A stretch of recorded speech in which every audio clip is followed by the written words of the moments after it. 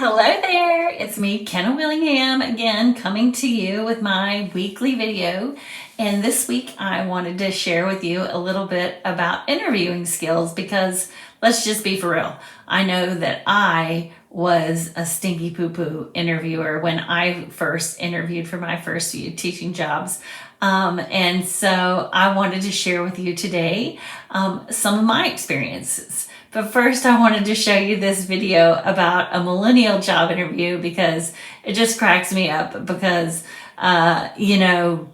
we've all been there and some of us may not have been quite as extreme as what's in this video, but I wanted you to see it and then I was going to share with you about my job interview.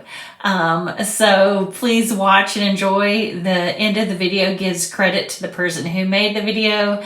And I believe where it was posted as well. I certainly can't take credit for any of it, but I wanted you to see it because it is so over the top and it kind of reminds me of how messed up my first few videos were. So enjoy watching. Amy, it says you are trained in technology. That's very good. Are you adept at Excel? No. PowerPoint? No. Publisher? Not really. Exactly in what area of technology are you proficient? Snapchat, Pinterest, Instagram, Vine, Twitter. You know, the big ones. I'm surprised you didn't say Facebook. That's for old people, like my parents. That's funny. Well, Amy, when you're working for me, you have to have those kind of research skills because I'll send you things for you to comb through and get the answers and send them to me. So for that, you got to be really good at technology. For stuff like that, no problem. I'll just ask Siri. You'll just ask Siri? You know, Siri tell me this, Siri find me that. We're all good at getting you the answers. Tell Siri I want you ready to go at 8 sharp each and every morning. I don't understand. What don't you understand? What you just said. You don't understand be ready to go? No. You said 8, right? Yes. 8 like in the morning 8? Yes, in the morning. Yeah. That kind of doesn't work for me. Who gets up at 8? I do. I Skype with my French boyfriend in Paris until like 3 in the morning. I don't even get to Starbucks until like 10 where I order my grande chai tea latte, 3 pumps, skim milk, light water, 2% foam, extra hot but not too hot. So if it's okay, I work best in the morning at 10:45. Wow. Amy, I don't think we're going to be a good fit. Why are you so negative? I can sense your hostilities, and right now I am not feeling very safe. I've been here for over 5 minutes, and the only nice thing you have said to me was nice resume, which I typed all night for this meeting with you. You've given me no guidance, no validation, no encouragement, no supervision. Is there an HR director somewhere? HR director? Yes, I need to speak to someone. I may have to take off today as a mental health day. Take the day off. Amy, look at me. You don't work here. Are you firing me? Okay, yes.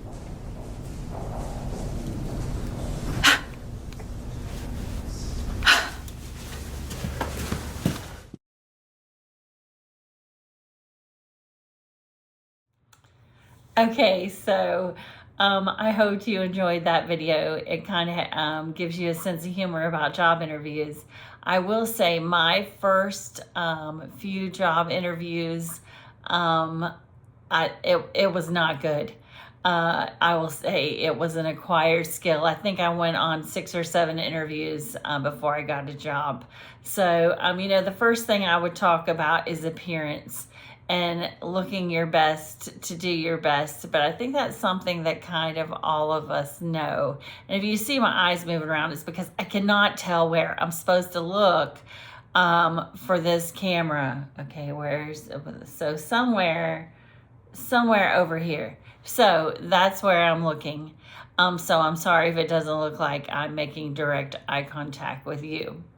So I will tell you, for my first job interview, it was for an AP chemistry position at a high school. And, there was a couple problems with this. First is I failed high school chemistry because I hate chemistry. And secondly, my friend Marty will be proud that I did a first and then I did a second, because I tend to sometimes say first of all and then I leave out the second part. So the first problem was that I hate chemistry and I failed high school chemistry and I had to take it again. And then in college, I wasn't even supposed to have to take chemistry, but it was this long story with a professor that was mean to me. And they ended up putting me in a organic chemistry class, which was a nightmare. And I made a C in it, which I blame my friend Lori, because instead of going to chemistry class, she would always invite me out for pizza at our favorite pizza place, or she would have me come to her house and make me a Philly cheesesteak with my favorite chips and a Dr. Pepper. So, but anyway, that probably contributed to me making a C in chemistry in college. But in any case, I was first interview, very excited, in Hawaii and high school. And I get there, and to make it even more hot mess, I have macular degeneration. I get a shot in my eye, like for real, in my eye. It used to be once every 6 weeks. And that particular day of my interview, I had been out getting a shot in my eye, and I had driven myself to the interview. Well, keep in mind, when I get a shot in my eye is all red and bloodshot. I can't see. I'm blind as a bat. They put all this stuff in my eye, and my eye is just oozing tears and icky stuff because of having a shot in my eye. So in this particular day, they had hit a blood vessel. So to make it even more awful, my eye was like blood red in a little bit. So I show up at this interview, and I can't see. My eye looks like something out of a horror movie. And so it's just not a good vibe when I get there. You can just tell. And first, they start asking me questions about all these authors and books and educational philosophies. And I'm like, I don't know what you're talking about. I don't know anything about any of that stuff. And then they, proceed to tell me it's an AP chemistry class, for high school. And I'm like, well, to tell you the truth, I kind of failed chemistry. And in college, I made a C in chemistry. So, but I could probably still wing it and teach it and get myself together. Needless to say, I did not get that job.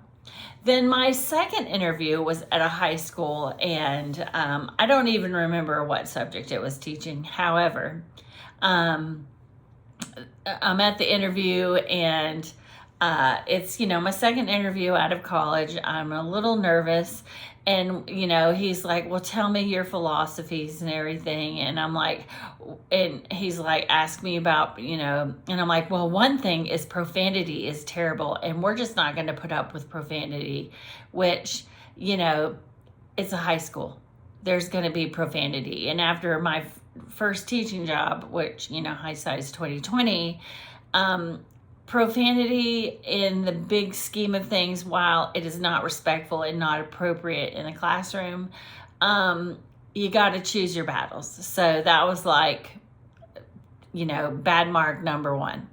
Then he starts asking me questions about formative assessments and summative assessments, which I'm fresh out of college.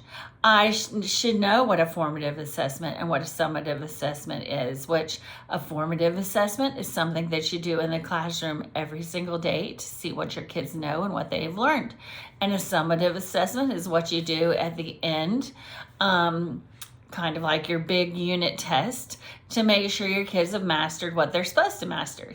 But as he asked me those questions, I answer him as if I've never heard of those two terms. And I'm answering him in the form of a question, which does not make me look very prepared. And then he says, "So tell me what you know about our school."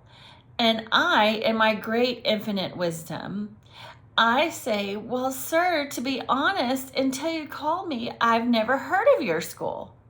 And I will say that once that interview was all said and done, I did not get that job either.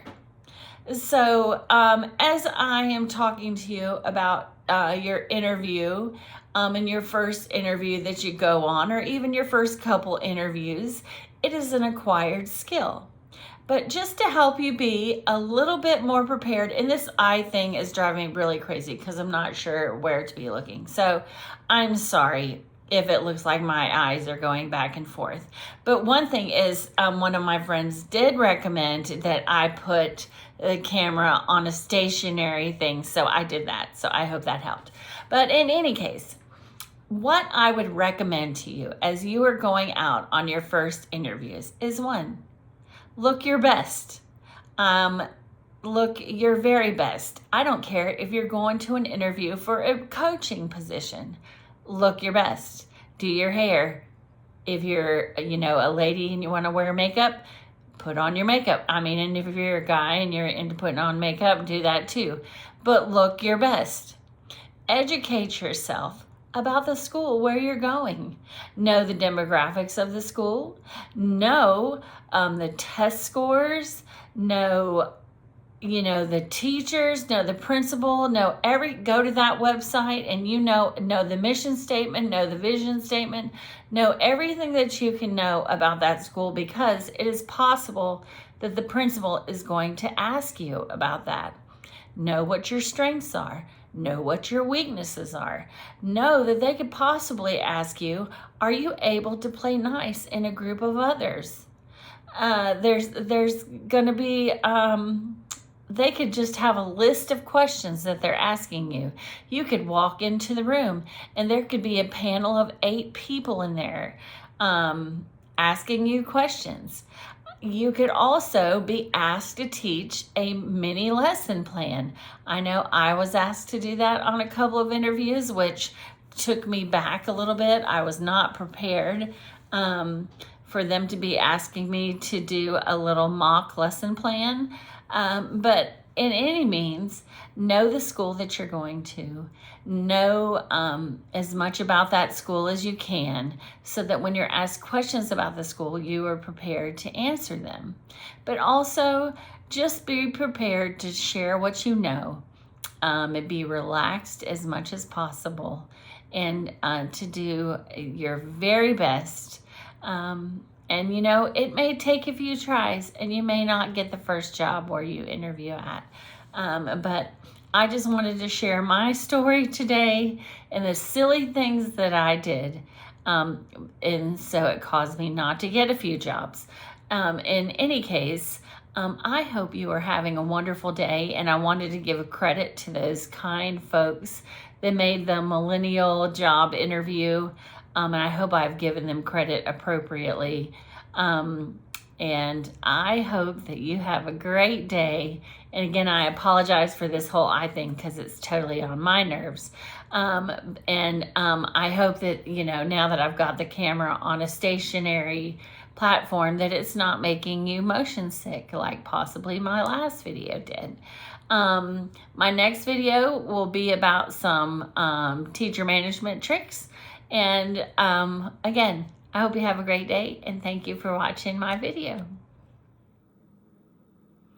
I said my next video would be about some teacher management tricks. I actually meant to say classroom management tricks. And if you have any comments about your interview experiences, feel free to leave them. And feel free to share this video, because maybe it could help someone who needs a little bit of help. And I share these stories. I'm not perfect. I don't have all the answers.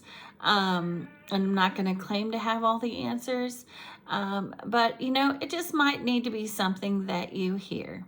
And again, I think my eyes are looking in the wrong place. It could be like the eye game to see, where I'm supposed to go. and where I'm supposed to look. I hate that about iPads and about iPhones. I can never get it right. But again, I hope you have had a great day. I thank you for watching so very much. And I will see you next week.